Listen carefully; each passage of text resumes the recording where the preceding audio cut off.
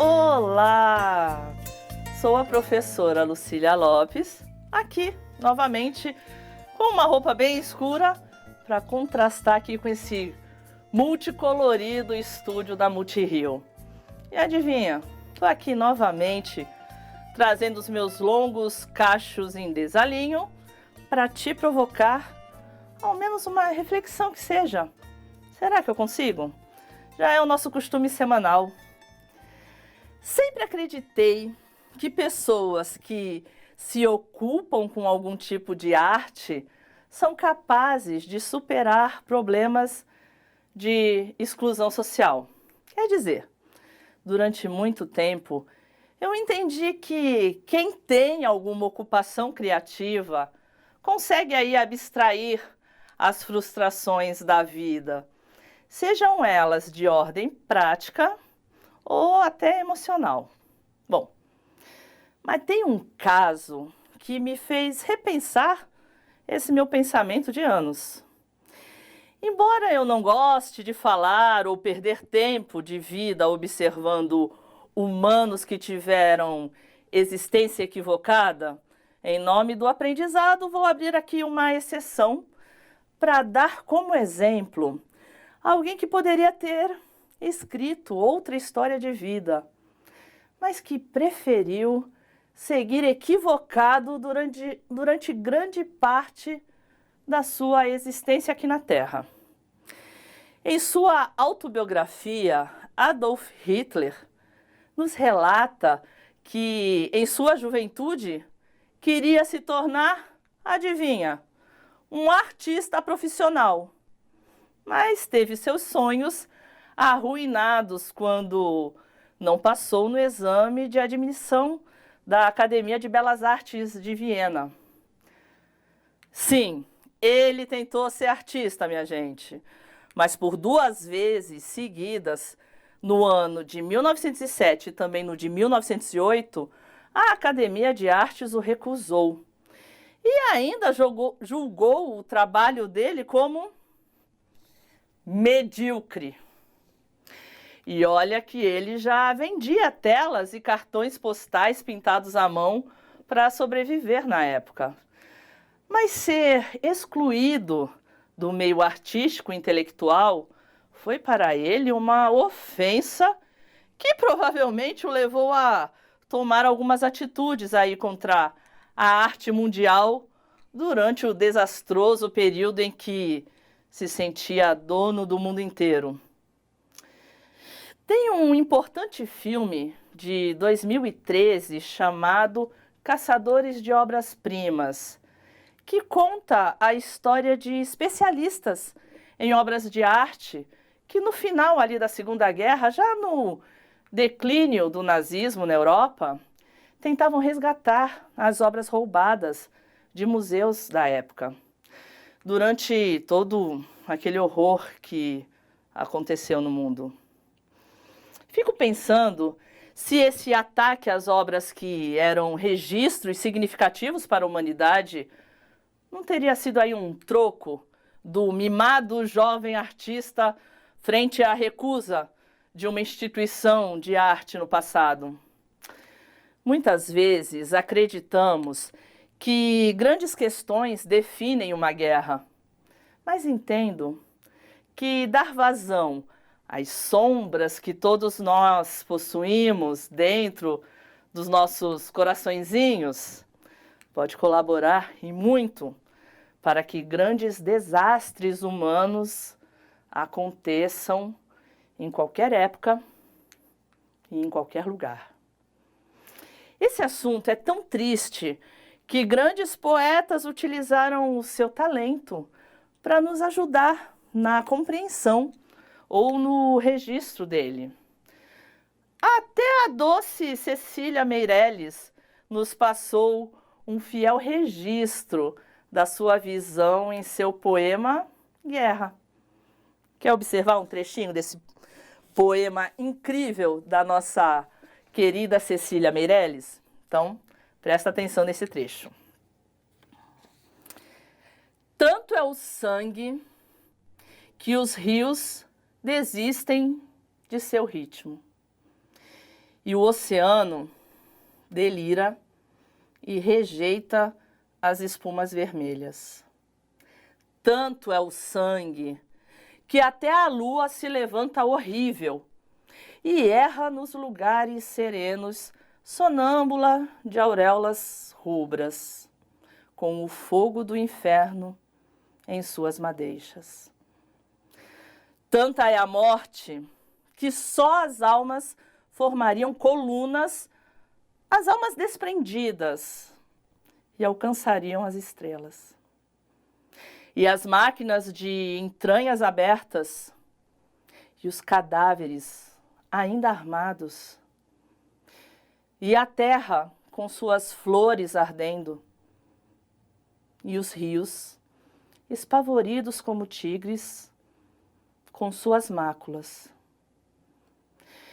E este mar desvairado de incêndios e náufragos, e a lua alucinada de seu testemunho, e nós e vós imunes, chorando apenas sobre fotografias.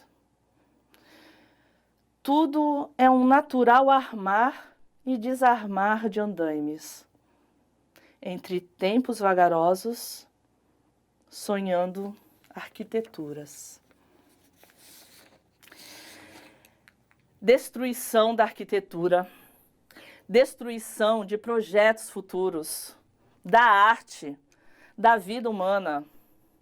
Guerra é morte, mas morte do lado mais sombrio que possa existir. É o oposto do que entendemos como vida.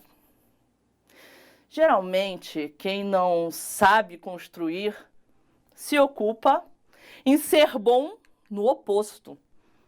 Não dá para entender o fato de nações inteiras se ocuparem e, pior, utilizarem recursos nobres para praticar a destruição. Se habitamos o mesmo planeta, nos cabe a defesa desses atos tão equivocados. Tem um poeta chamado Hermes Fontes, ele escreveu em 1917 um belo texto a respeito disso. Observe comigo a visão desse escritor magnífico, sergipano. Ele escreveu esse texto quando ele morava aqui, no Rio de Janeiro. Presta atenção nesse trecho. Todas as puras, máximas conquistas dos atletas, dos sábios, dos artistas, todos os voos para a perfeição, todas as lutas imortais da terra, esforço ingênuo, sacrifício vão. Mata em dias a fome. A peste mata em horas. Mas a guerra, em momentos, desfaz cidades e devasta as floras. Milhares de homens válidos consome. Afronta os céus, arrasa os monumentos e vai de aldeia a todos os países. Enche a terra, enche o céu com seu hálito impuro, revolve a crosta, desce aos báratros do oceano, e a cinza dos heróis e a dor dos infelizes espalha no horizonte do futuro, para incentivo de ódio ao coração humano. Último doloroso anátema da terra. Último crime, a guerra. Último eclipse da alma e da razão. Tantas conquistas, tanto aprendizado, tanta vida para que poucos equivocados se entendam proprietários e assim julguem o existir ou não de tudo o que está à sua volta? Mesmo sem entender, podemos colaborar com o outro lado nesse horror. Podemos colaborar com o oposto das sombras. Afinal, o mesmo homem que alimenta sentimentos tão mesquinhos, se quiser, pode alimentar o oposto disso, sentimentos nobres, que colaborem com a vida, com a evolução humana. Focar nos acertos e nos humanos que conseguem dar voz ao que constrói, ao que evolui de maneira solidária e generosa, me parece muito mais interessante. Conhecer o caminho errado é ótimo para escolher o que não queremos ser, mas conhecer. Podemos ainda não saber muitas coisas, mas saber o que não queremos que se repita, ou melhor, o que não queremos para o mundo em que habitamos, já é um ótimo começo, não acha? Eu citei anteriormente um filme de guerra que registra um dos acontecimentos históricos reais, que foi o sequestro das obras-primas pelo poder dominante da época. Mas há muitos filmes de guerra com diversos registros reais ou não. Qual filme de guerra que você assistiu que mais te impactou? Escreva um texto com as impressões de um acontecimento de guerra que pode ser uma história verídica ou não, que termine com uma boa reflexão. Deixe esse registro em um arquivo digital para que possa acessá-lo com facilidade em qualquer tempo, lugar e hora. E antes de eu me despedir, vamos conferir como é que eu fiz esse lettering aqui, hoje bem diferente? Confere aí.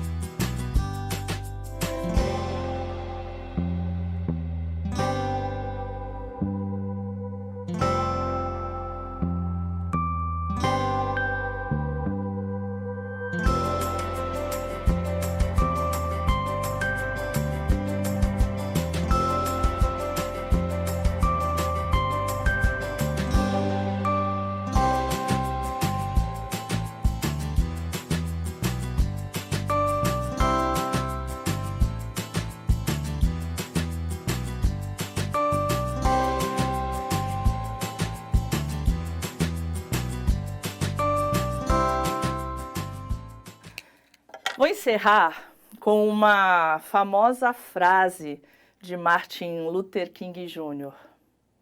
Aprendemos a voar como pássaros e a nadar como os peixes, mas não aprendemos a conviver como irmãos. Te encontro na próxima aula. Tchau.